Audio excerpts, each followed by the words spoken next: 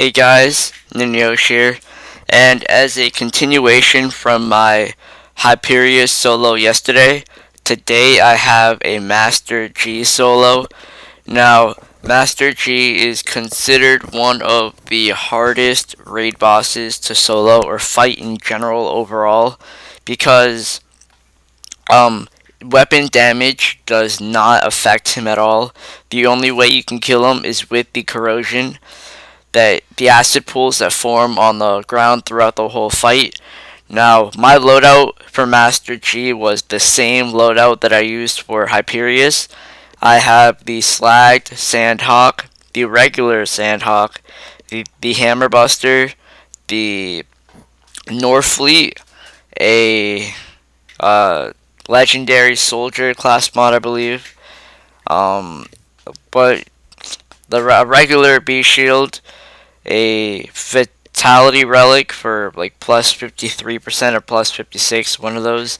And then for the grenade mod, I did not use any grenades during the Hyperion fight, but for Master G I did, and I used quite a lot. I'll explain that later. But the grenade mods that I used were a singularity grenade that sucks in all the enemies around it, and then I used a transfusion grenade that steals health off of the enemies. Now I do not have any, like, none of those items are modded. Those are all legit items that can be found somewhere in the game and are not modded at all. But I do have a modded skill tree and modded ammo. Now I have both of these because the character that I am playing on originally had them already on the character before I was doing the video. And this is the only character that I have the Pirates Booty DLC completed on Ultimate Vault Hunter mode.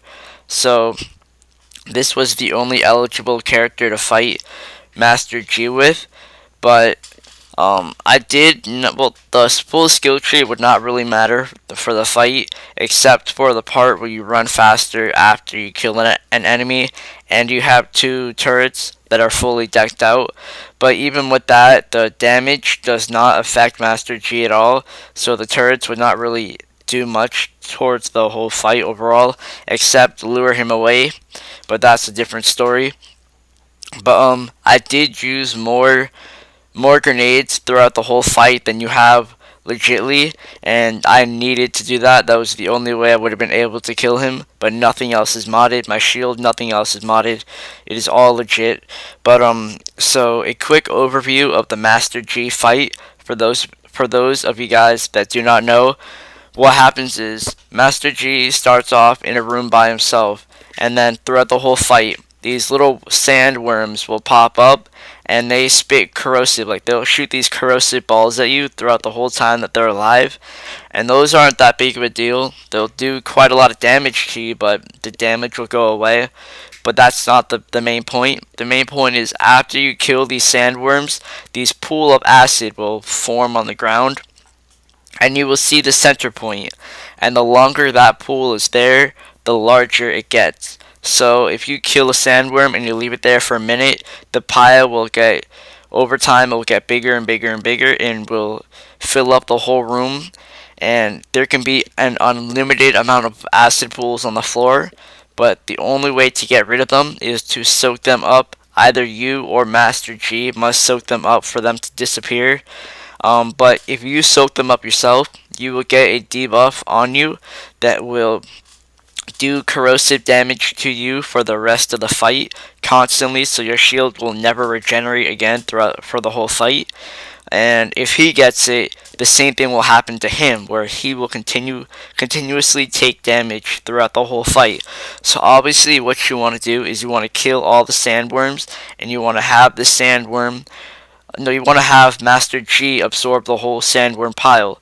But what you can do is you are allowed to stand in the pile, because say the pile got really big over like a minute that it was on the floor, you can stand in the pile and take acid damage, but you cannot finish the whole pile off. You can get it really, really small so that, like, when it just spawned, but Master G has to take the last bit of acid for him to take the debuff. If you take the whole pile, you will get the debuff. that is why throughout the whole fight you will see me run into an acid pile, absorb a little bit of it, and then jump out. That way the second that he runs in there, he absorbs the whole pile. Now it may look easy, it may look easy in the video, but I tell you, this guy is hard as hell, man. Like, even with the modded shield, the modded relic, all that stuff, people can still not solo him, and I'm not using anything modded. The only thing that I did kind of cheat with was grenades, but that was completely needed for the guy. But, what the hard part about the fight, it may seem like a simple concept for the fight. Really, it is easy, but the hard part is that these sandworms constantly spawn. So if you don't kill the first one, the second one will still spawn. If you don't kill the second one, the third one will still spawn. Even if you kill the first one, the second one will still spawn. So it stacks up. If you don't do it the right way, it stacks up. So you have like 3 or 4 sandworms. You have pools of acid on the floor. You're taking a crap ton of damage. Master G is chasing your ass, and you're like completely, there's too many things to do at once. So you get overrun, and then you take damage from all the worms still spraying the acid balls at you, from the acid all over the floor, from Master G attacking you, and then all that adds up, and your health just drains. So the hard part about the fight is controlling the acid and the amount of worms that are in the arena at one time. So you have to like control it, and with not using any modded guns or anything modded, it takes a while to kill each sandworm. So it's not like boom boom he's dead. You gotta jump around, evade all of the spitting acid balls, and then still do damage to him. So what I did is I used my slag Sandhawk, and I used my regular Sandhawk, and then I used the D-pad to go back and forth to be able to use both of them, so I could slag it and then go back to my regular Sandhawk and do a bunch of damage to it. And then if I went down, I would use my Norfleet to get back up, because the Norfleet has a 3-bullet spread plus a lot of damage. Plus, you do not have to get a direct hit with the Norfleet for the damage to go onto the enemy. So that is very, very helpful.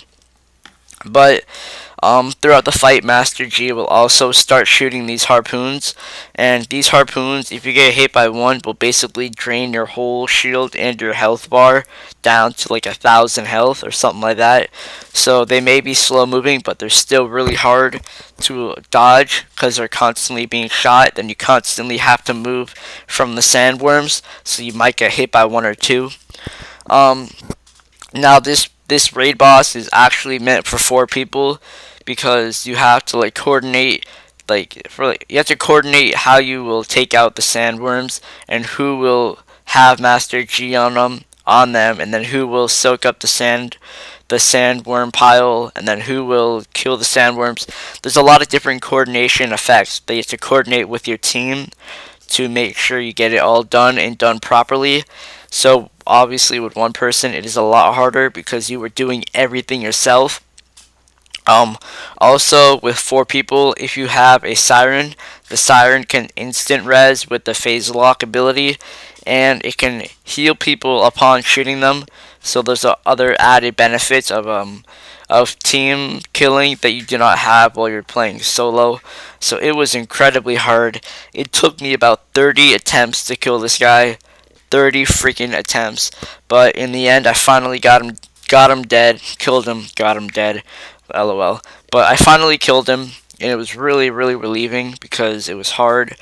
It was brutal. I'm happy though that I got it done, because I've always wanted to solo him without using anything modded, and I guess this counts because I was not using any modded items like I stated before. So this video is coming to an end. There's only about a minute left. So thank you guys for watching. I really, really appreciate it. Please subscribe, like the video, comment what raid boss you want me to solo next, and also other video ideas, because I'm always interested in new ideas for my channel and new games that I should play. Also add me on PSN. My name will be in the description below. Thank you guys for watching, and I will see you all tomorrow or whenever I get my next video uploaded. Thank you. Bye.